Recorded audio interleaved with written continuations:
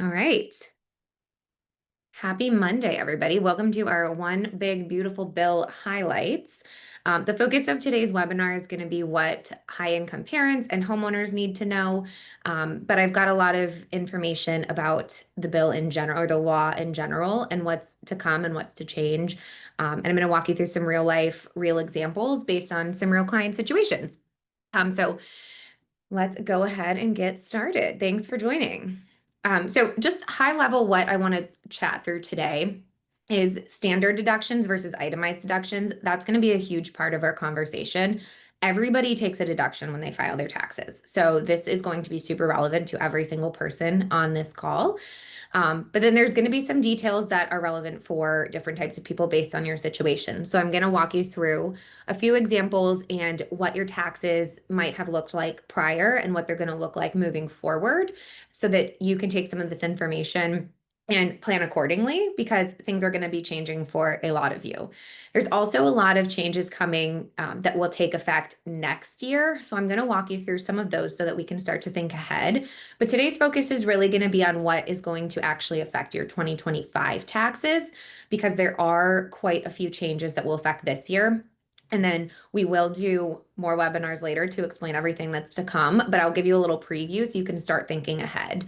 And the key takeaway here is to understand that you need to have a strategy. So I will show you how different scenarios can affect your tax outcome, in particular with the standard versus the itemized. So for some people that may be taking the standard deduction, and for some people who might not even know what a standard deduction is, I'll walk you through that. But we'll talk about why it's important to know the differences here so that you can take advantage of all of this on your taxes. All right, let's get into it. Well, one more quick disclaimer before we jump in. This is for illustrative and educational purposes only. This is not tax advice. Everyone's situation is different. If you do want personalized advice, we do offer that at Domain Money. So you can book a free strategy session and we will jump into your unique situation and what makes the most sense for you. But just keep in mind that this is all examples and illustrations to help you understand the tax bill and what to start thinking about. And if you want to read the really long bill, we've got a link here for you as well. But I'm going to give you the summary. But if you want to dig into anything else, that's there. So the first thing I want to cover are standard deductions. And this is what essentially everybody has income, and not everybody has income, but if you have earned income, everybody takes a deduction against it. Whether you take the standard, which is just kind of the default, if you will, or if you want to itemize, if you have other things that the IRS says you can write off, then you would do the itemized. Typically, I always recommend looking at both options to determine which one will give you the better outcome. So this is really important if you file your taxes on your own because you'll want to make sure that you're looking at both options. If you work with a CPA, they should be able to help you analyze those two options. But if you do them on your own, it's really important to pay attention to what might be applicable in the itemized deduction.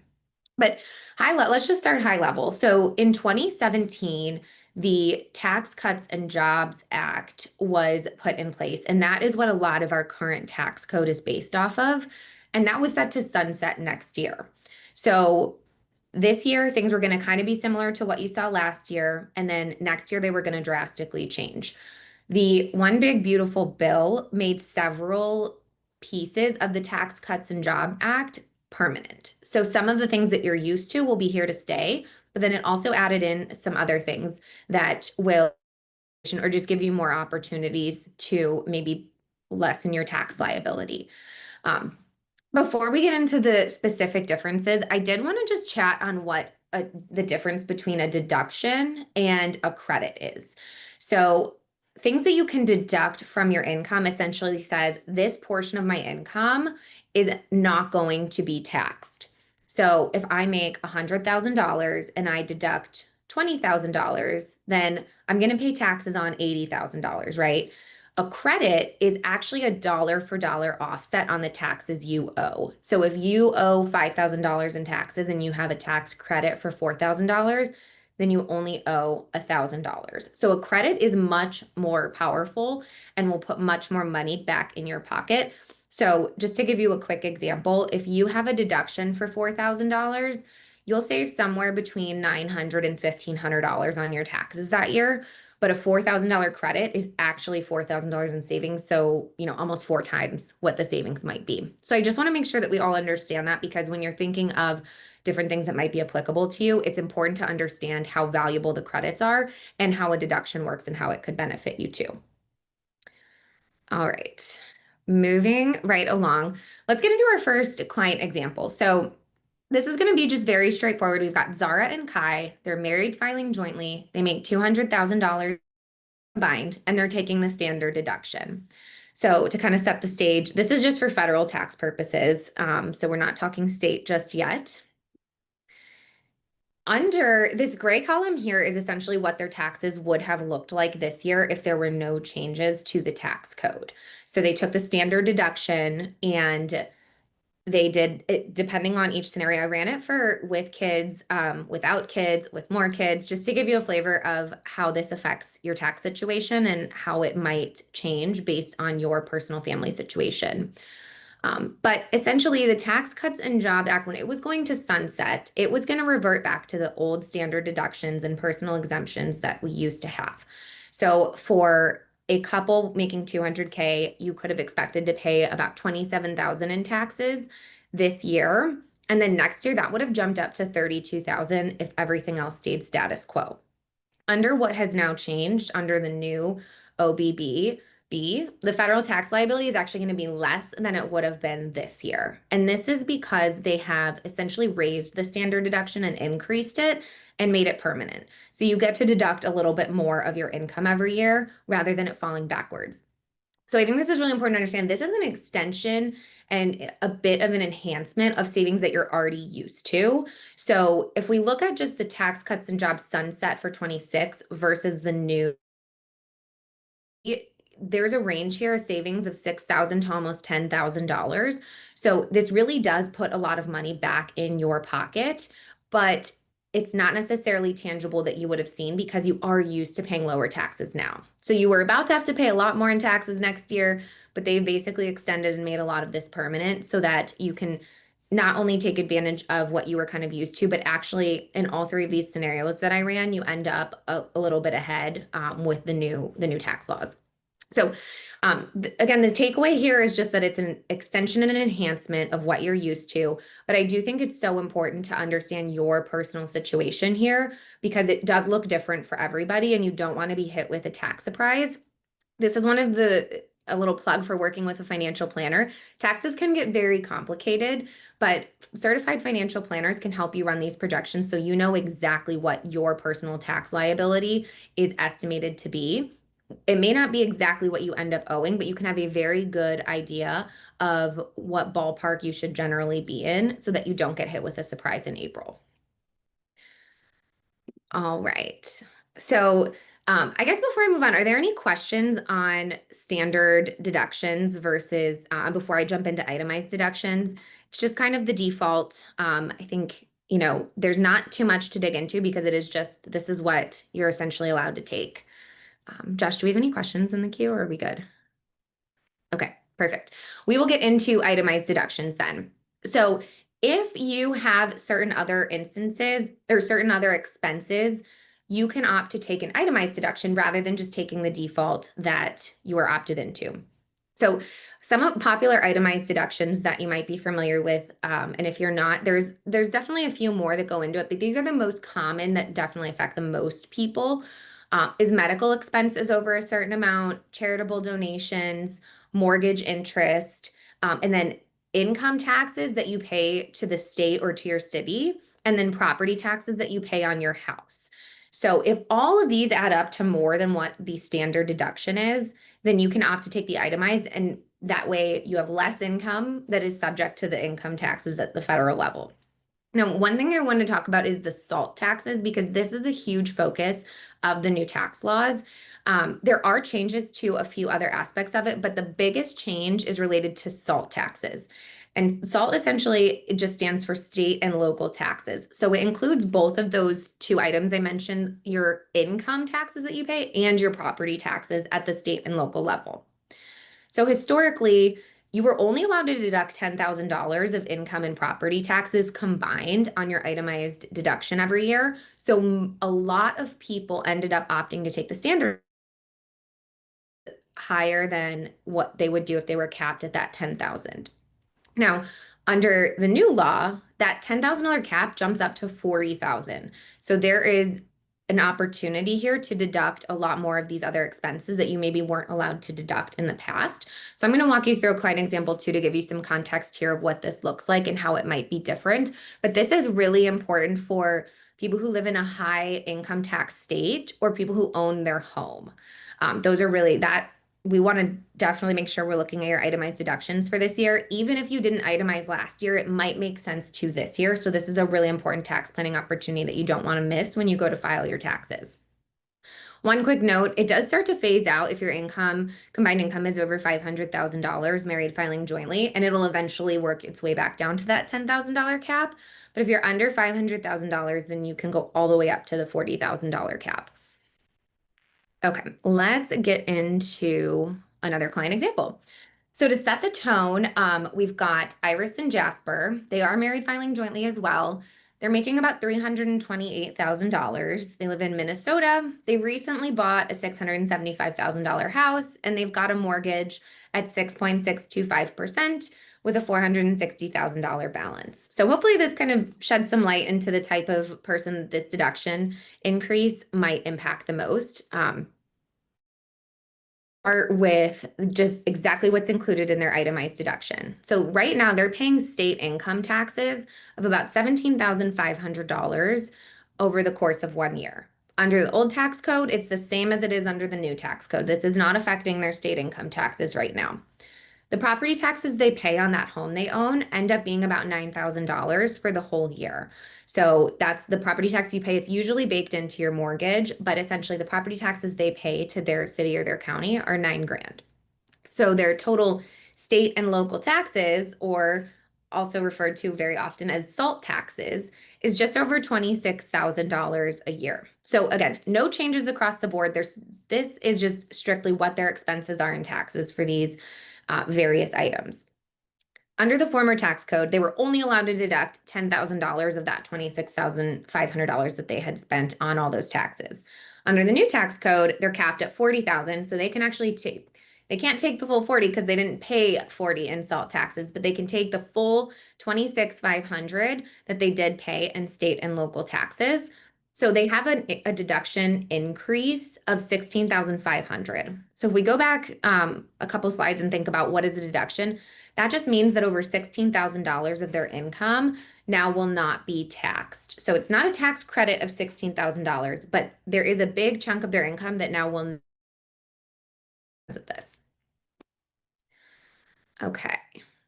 Now, to take it a step further, they do have mortgage interest that they're paying as well, which is also deductible on your itemized tax returns.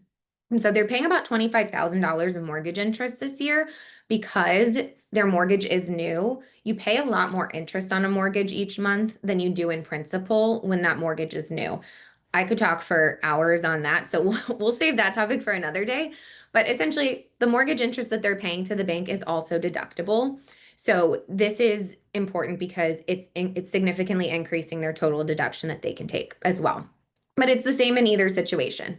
So in the end of the day, their deduction is essentially increased from, they would have been able to take a $35,000 deduction before. Now they can deduct over $51,000 on their tax return. So that's, again, over $16,000 of income that they won't be paying taxes on that they were before. What this boils down to in their actual tax liability, it's about a $4,000 savings over that course of that year. So they would have owed almost $48,000 hypothetically in their taxes based on the old tax code, and now they're going to owe less than $44,000. So if you are a new homeowner, you pay property taxes, you have mortgage interest, and you also pay a significant amount of state income taxes, it's really important to understand this so that you can determine if you should be itemized. A lot more information that you need to share with your accountant or upload to the software that you're using to file your taxes, because you need to give them all this information in order to actually get credit for those taxes that you paid. So something to pay attention to if you are a homeowner or live in a high income state. All right. Now, oh, we have a couple questions. Okay, let's take a pause then for just a second and answer some of these questions that we've got coming in. Okay, so let's see. For Iris and Jasper, it's not really 16,000 if we consider the standard deduction, which was around 28,000.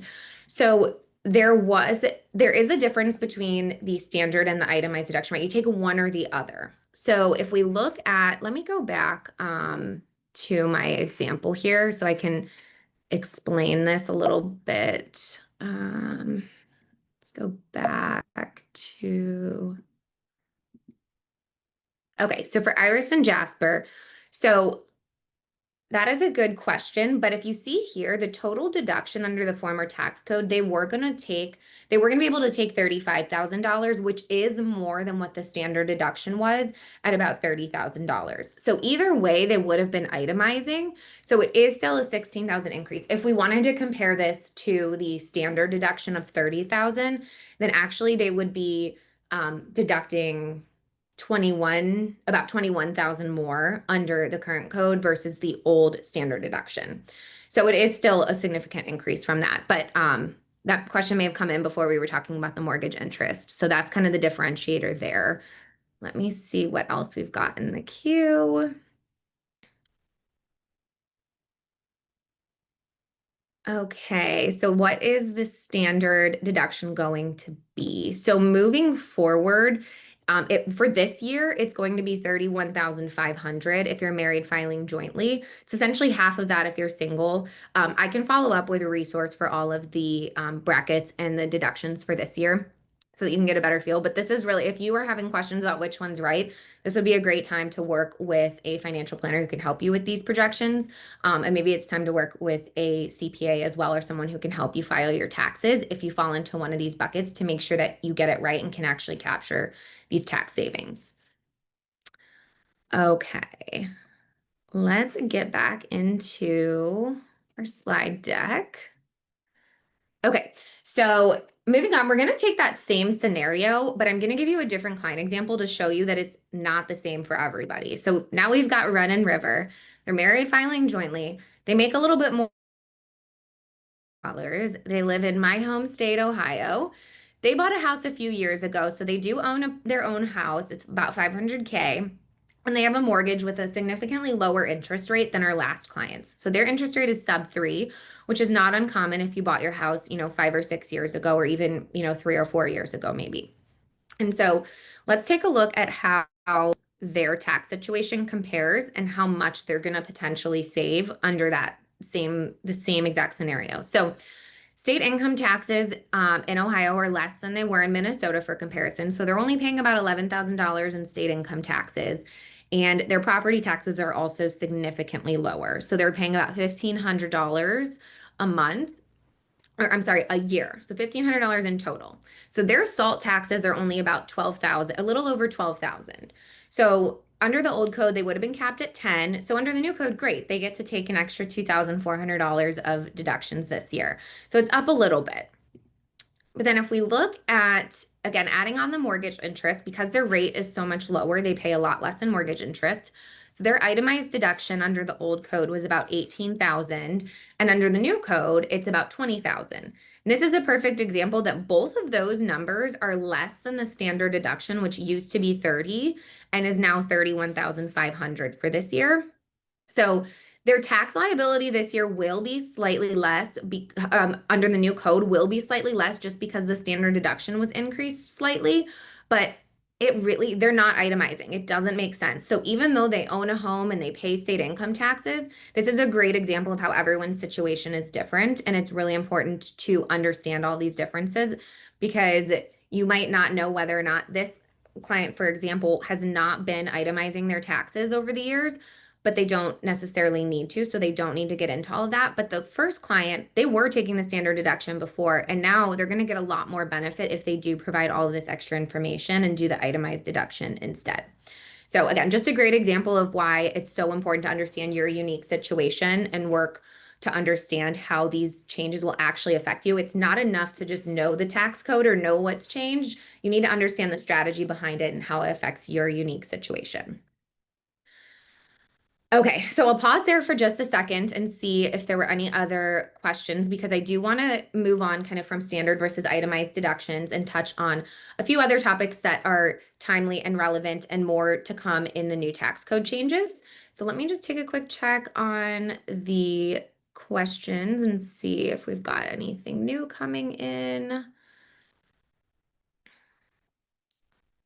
Okay, so we've got a question about for married filing jointly, if the standard deduction is 31,500 and the SALT under the itemized deduction is capped at 40, so the benefit is only about $8,500. So this is actually not quite the case. Let me jump back to another slide here that I think will help you understand this piece. So I don't have the standard deduction on here, but in theory, for this situation, the standard deduction would be that 31,500 that you're referencing. While SALT is capped at 40, the mortgage interest is not part of the SALT cap. So they get to deduct their mortgage interest on top of those SALT taxes. So in this specific example, they actually have about $20,000 of benefit rather than just that 8,000. So the benefits of the SALT increase are, but if you're comparing just standard deduction to itemized, there is more that goes into it. So great question. Let's see. I think there was one more. Let me take a look. Oh, and I apologize. I don't think I had my screen share paused. So this is, let's just do that one more time. This is exactly what I was trying to explain. 51,500 because you have the extra mortgage interest on top. It's still a lot more than the standard deduction rather than just the 8,000. But the SALT increase has about a $16,000 benefit there. Okay, let's see. Okay, what is the benefit if you live in a no income tax state? That is a really good question. So, example, there's so many, there's a lot of different ways to kind of go about this, but I'll go to one more slide here.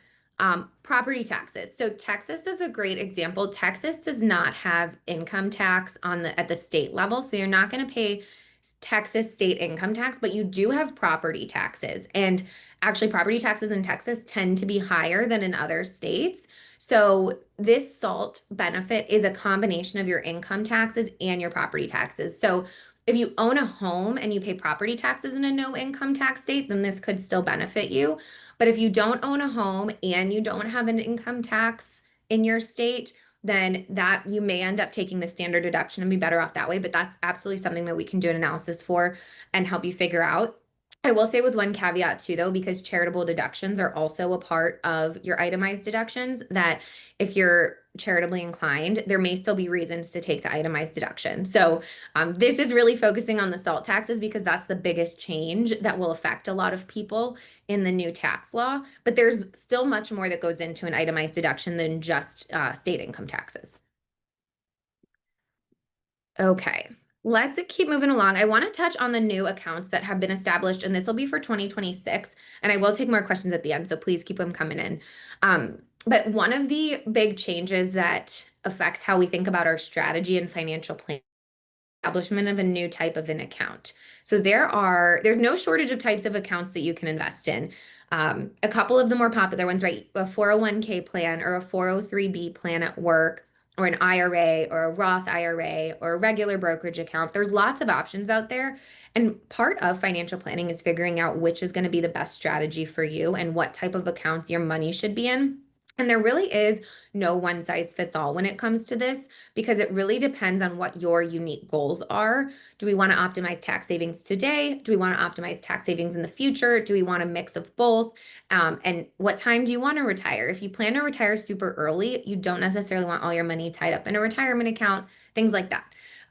But the new account that I want to focus on that has been established, as far as I can tell, based on the law right now, the official name is called Trump accounts. So that's what we're going to go with here. It is a new retirement account for children. The big difference between this and what some of you may know of as a custodial Roth IRA, which is also a retirement account that you could set up for your children, is that they don't need to have any earned income to contribute to this. So before, you would have to essentially have your child on the payroll, or they would need a summer job in order to put money into a retirement account for them. But now, under this new type of account, you don't have to have any income. Anyone can get a contribution, as long as you're under. One of my favorite pieces of this new type of account is that the money has to be invested in low cost index funds.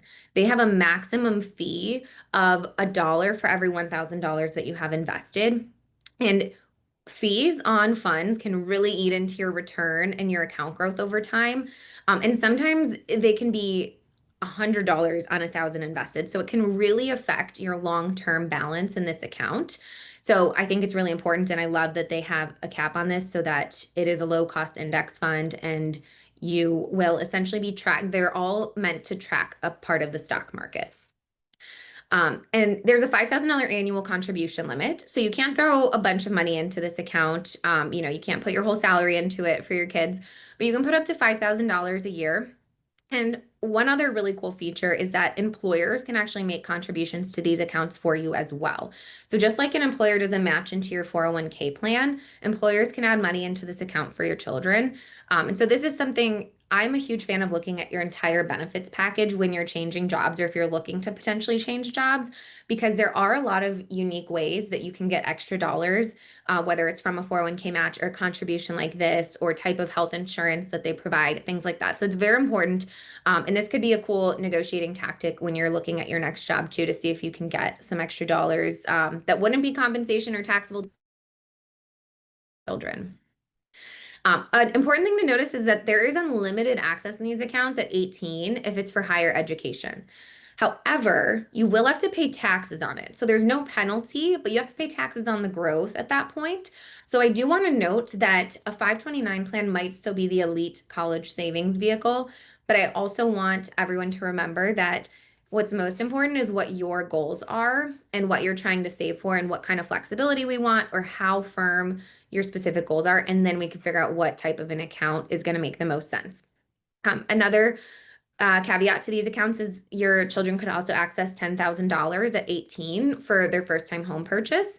So if you do want some flexibility and you don't want it to be just for education, this could be a good alternative rather than doing some of the other accounts that might have more restrictions in them. And one other catch that I feel like has been a super popular topic when it comes to these accounts is that for anyone born after January 1st of 25 through the end of 2028, the government is also funding it with $1,000 today, which I've heard the argument, it's not that much. It doesn't, it's what's essentially the point, or how does this actually benefit me? So I ran some numbers, and assuming you did have this money invested in the stock market, $1,000 today, if you were to average 7% every single year, which is a conservative estimate of what the stock market has averaged over the last 50, be about $58,000 in 60 years.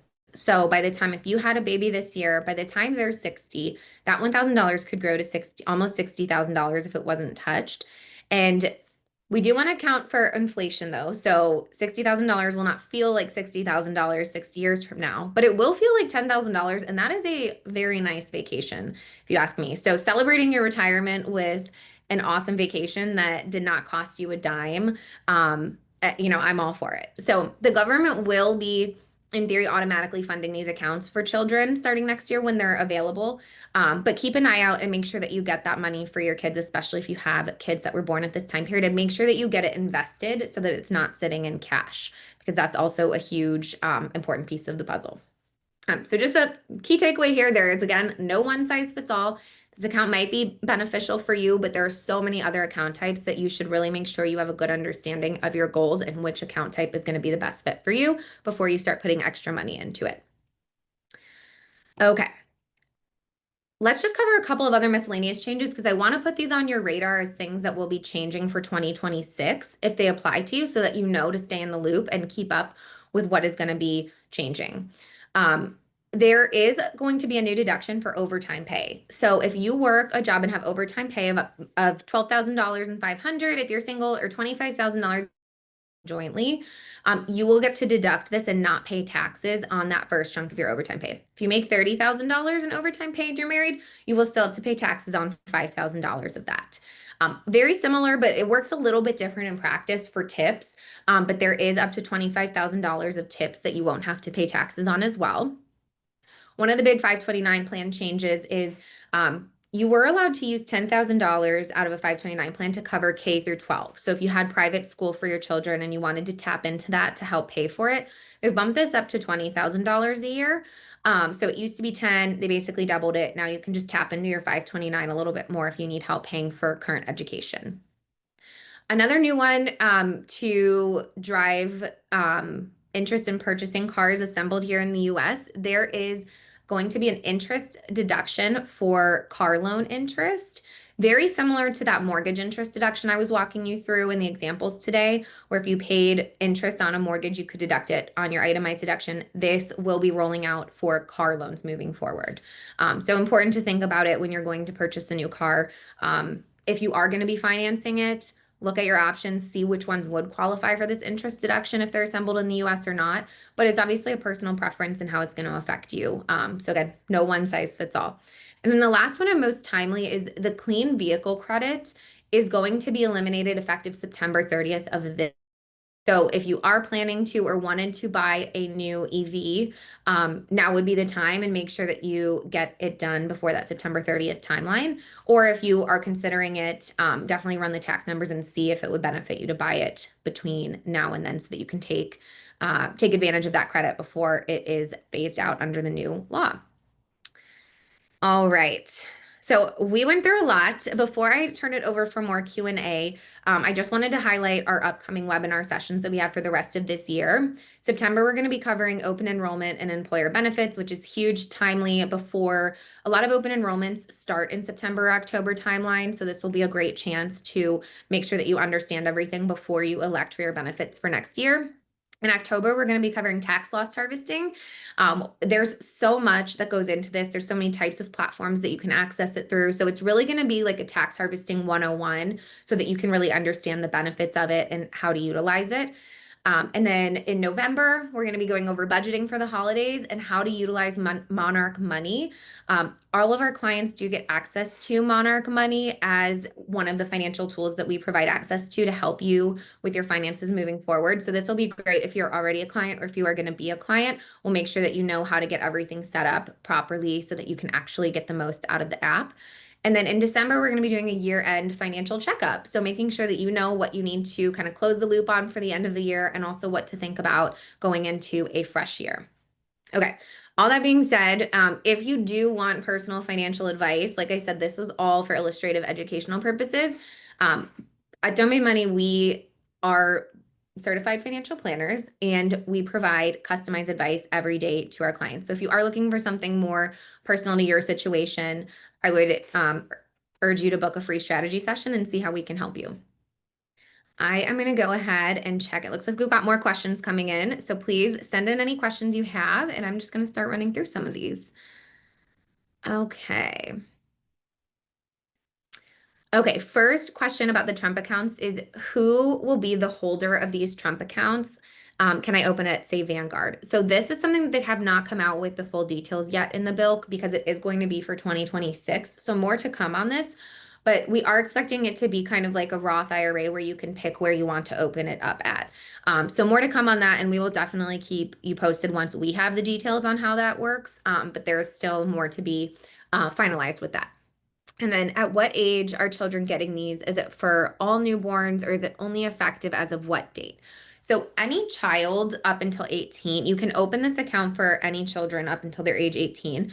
The only ones that are going to be getting that $1,000 seed money essentially from the government is if you were born January 1st of 2025 through 1st of 2028.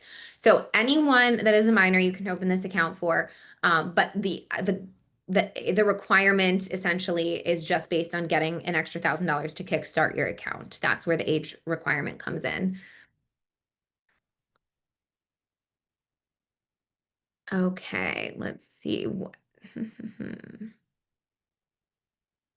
What is the cap? There's some questions about the mortgage interest cap and the car interest cap.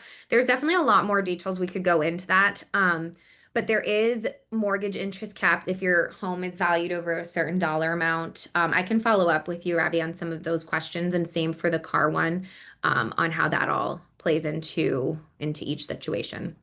But we definitely will be having more tax stuff to talk about for next year on all those other changes. So that was just kind of meant to be a little preview of what's to come. There's still a lot more details to come on how that will actually affect you, and more details to come from the actual legislation on how it will impact clients, and everybody. Okay, let's see.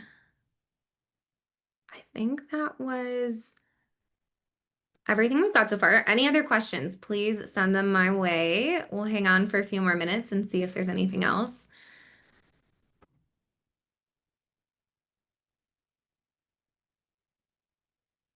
I'm also curious how many people are going to be attending our open enrollment. And if you are planning to join, send a message in the chat or raise your hand. I would love to see who is planning to come hang with us next month too.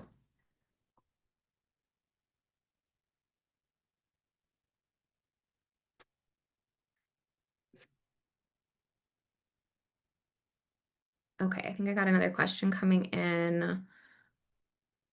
Okay, a question about what is the contingency planning approach if the tax changes don't pass as expected or get modified significantly?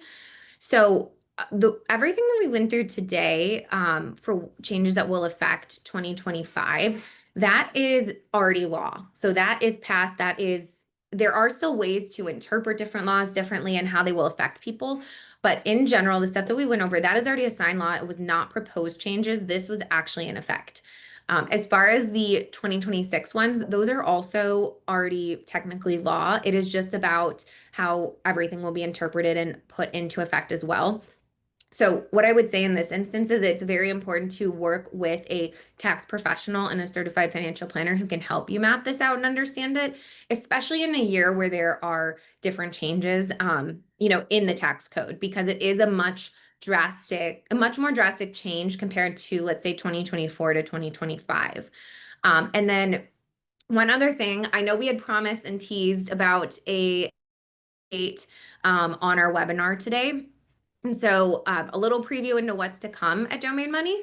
Moving forward, we are going to be including tax filing in our strategic and our comprehensive memberships. So if you're interested in having an even more cohesive, tied together strategy for all of your finances, we've always been open to working with your CPA and helping you with your taxes. Tax planning is a huge part of what we do. But this is a really exciting new offering to even make it even more close knit so that you have an extremely solid financial plan that covers everything and you can kind of have everything in one house. So we're really excited about it. We're going to be launching it, I believe, officially in September. So keep an eye out for more details on that. A lot of you will be filing taxes come April, but if anybody still needs to file for the end of this year, please reach out to me, send me a message in the chat or let me know and we can talk about how we can get that started as well. So super excited. That was a little teaser. Tax filing is going to be included in your membership now, and at no additional cost. So it is the same membership that you already know and love. So we're really excited about that added benefit and to make sure that you've got a super valuable team behind you. Let's see. All right, I think that's it for questions. Awesome. Well, thank you everyone for your time. I'm so happy to spend the time with you today. Really looking forward to our next session, especially with how timely and relevant it will be with your open enrollment coming up. So we will be following up. Make sure you register, get it saved on your calendar. Even if you can't attend, we will send you the recording as always. But register now and let us know. And feel free to reach out and send me questions in advance if there's anything that you have questions on in particular. I'd love to incorporate that into our conversation next time as well. So I'll see you in a couple weeks.